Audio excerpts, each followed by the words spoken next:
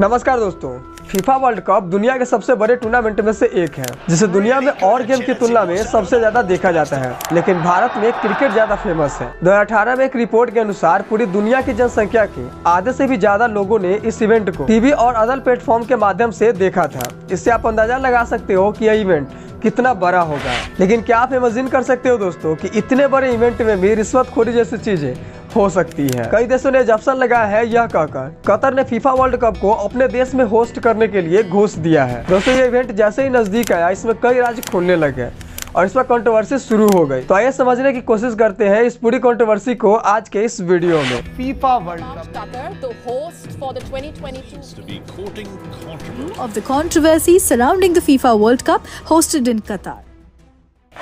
FIFA शब्द का full form है फेडरेशन इंटरनेशनल फुटबॉल एसोसिएशन, जो एक फ्रेंच शब्द है। इसकी स्थापना 1904 में रॉबर्ट गैरेन के द्वारा की गई थी। जब इसकी स्थापना की गई तब वो इसके पहले प्रेसिडेंट भी बने 1904 से लेकर 1906 के बीच। अगर हम 108 साल टाइम में फास्ट फॉरवर्ड करें, ये जो कतर वाला जो मामला है इसकी शुरुआत साल 2010 में हुई थी, जब 2022 का फीफा वर्ल्ड कप कतर में होस्ट करने की बात करी गई थी। The 2022 FIFA World Cup is Qatar. यहाँ पहला सवाल यह है कि किसी भी देश को फीफा वर्ल्ड कप होस्ट करने के लिए कैसे चुना जाता है, और दूसरा सवाल यह है कि साल 2022 का फीफा वर्ल्ड कप होस्ट करने के लिए कतर को क्यों चुना गया। फीफा वर्ल्ड कप के पार्टिकुलर टाइम यानी कि 8 से 10 साल पहले अनाउंसमेंट करता है। जो देश इस बड़े स्पोर्ट इवेंट को अपने देश में होस्ट कराने में इंटरेस्टेड है वो रजिस्टर कर सकते हैं। जिस डेट को फीफा अनाउंस करता है उससे 1 महीने तक का टाइम दिया जाता है सारी कंट्रीज को अप्लाई करने के लिए। उसके बाद फीफा सबको रिव्यू करता है और उनमें से कंट्रीज सिलेक्ट करता है। उसके बाद वोटिंग होती है और जिसको ज्यादा वोट मिलते हैं वो जीत जाता है। आप यहाँ सोचोगे कि आखिर वोट करता कौन है, तो यहाँ करते हैं फीफा वर्ल्ड कप के मेंबर। 2010 में मेंबर 24 थे और आज इस पर्टिकुलर टाइम में मेंबर 211 है और हर मेंबर अपना एक वोट डाल सकता है। लेकिन कई बार दोबारा वोट किया जाता है, जैसे कि 2010 में हुआ था। जैसे कि 2018 और 2022 का वर्ल्ड कप कौन होस्ट करेगा, और ये सारी कंट्रोवर्सी 2010 के वोटिंग से शुरू हुई थी। जहां 2018 की होस्टिंग रशिया ने जीता था, वहीं 2022 का होस्टिंग कतर ने जीता था। लेकिन कतर को लेकर कई सवाल खड़े हो गए। संडे टाइम्स ने जब एक स्टिंग ऑपरेशन किया तो उसमें ऐसा क्या पाया गया कि फीफा ने 2 लोगों को बैन कर दिया। वर्ल्ड कप के 2 दिन पहले यूटर्न मार दिया। यह कहा कि मैच के दौरान बियर नहीं पी जा सकती। कतर के पास अपनी सिक्योरिटी तक नहीं है। प्लेयर्स को सिक्योरिटी दी जा रही है वो खरीदे गए पाकिस्तान से किराए पर। जिस देश ने कभी फुटबॉल को प्रमोट तक नहीं किया, फिर ऐसा क्या रीजन है कि कतर इतना बेकरार है इस वर्ल्ड कप को अपने देश में होस्ट कराने के लिए। इसमें एक और राज सामने आया कफाला का, जिसमें कतर ने स्टेडियम बनाने के लिए जिन मजदूरों को दूसरे देश से लाया था उनमें 6500 से भी अधिक मजदूरों की डेथ हो गई कतर में मौजूद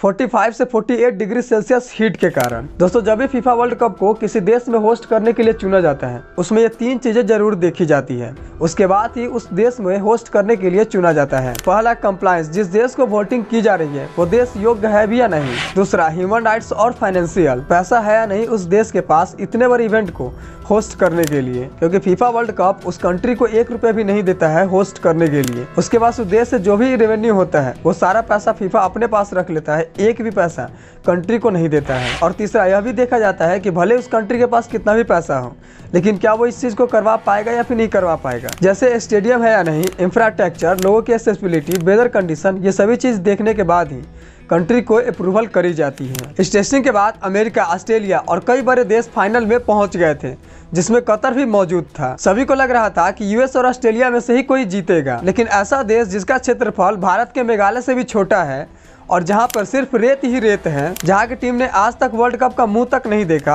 और जहां पर एक भी फुटबॉल ग्राउंड नहीं है और वहां पर 45 से 48 डिग्री सेल्सियस तक हीट रहती है, फिर वो देश इन बड़े देशों को हराकर कैसे जीत गया। इसके पीछे कई रीजन है जिसके कारण फीफा एक्सपोज हुआ। 2010 में जब वोटिंग हुए उस टाइम फीफा के 2 मेंबर ने पैसे लेकर अपने वोट बेच दिए थे, जिसकी जानकारी संडे टाइम्स ने स्टिंग ऑपरेशन के जरिए फीफा को दिया था। तो फीफा ने उन दोनों को लाइफ टाइम बैन कर दिया। फीफा के फॉर्मर प्रेसिडेंट ब्लेंडर, जिनके ऊपर नोट फेंके गए गुस्से में, ये प्रेसिडेंट थे 2010 में फीफा वर्ल्ड कप के। जब कतर को होस्टिंग मिली तब उन्होंने कहा कि कतर में वर्ल्ड कप कराकर उन्होंने बहुत बड़ी गलती कर दी। वर्ल्ड कप के लिए देश बहुत ही छोटा है और हमारा चॉइस भी बहुत गलत था। उन्होंने ये भी कहा कि कतर को होस्टिंग दिए जाने के पीछे पॉलिटिकल प्रेशर था और बाद में ये भी बातें सामने आई कि कतर के पास अपनी सिक्योरिटी तक नहीं है। बाहर से आने वाले प्लेयर्स को जो सिक्योरिटी दी जा रही है वो पाकिस्तान से खरीदी गई फोर्स है किराए पर। कतर की फुटबॉल टीम ने कभी वर्ल्ड कप नहीं खेला। कायदे के अनुसार कतर के फुटबॉल टीम को इतने बड़े टीम के साथ नहीं खेलना चाहिए, लेकिन फिर भी कतर की टीम को इस वर्ल्ड कप में आपने खेलते देखा होगा। फीफा के रूल के अनुसार कोई भी टीम कितना ही वीक क्यों न हो, जिस देश में फीफा वर्ल्ड कप होस्ट करी जाती है उस देश की टीम को खिलाना ही पड़ता है। जब कतर को वर्ल्ड कप होस्ट करने के लिए चुना गया था, तब कतर अपने देश में प्ले ग्राउंड बनवाने के लिए जो दूसरे देश से मजदूर लाए गए थे, उनमें से लगभग 65 से भी अधिक मजदूर वहां पे मौजूद 45 से 48 डिग्री सेल्सियस हीट के कारण मजदूर की डेथ हो गई थी। कफाला यही मामला है जिसके बारे में वीडियो के शुरू में मैंने बात करी थी। जब इसकी जानकारी लोगों को हुई तो प्लेयर्स ने कतर वर्ल्ड कप को बाइकआउट करने लग गए। कतर में इस वर्ल्ड कप को होस्ट कराने के पीछे और भी कारण बताए जाते हैं, जिसमें सबसे स्ट्रॉन्ग कारण यह बताया जाता है कि कतर अपने देश को दुबई की तरह बनाना चाहता है। आपको क्या लगता है? वीडियो के नीचे हमें कमेंट करके बताइए, और ऐसे वीडियो देखने के लिए चैनल को सब्सक्राइब कर लीजिएगा। मिलते हैं अगले वीडियो में, तब तक के लिए बहुत बहुत धन्यवाद।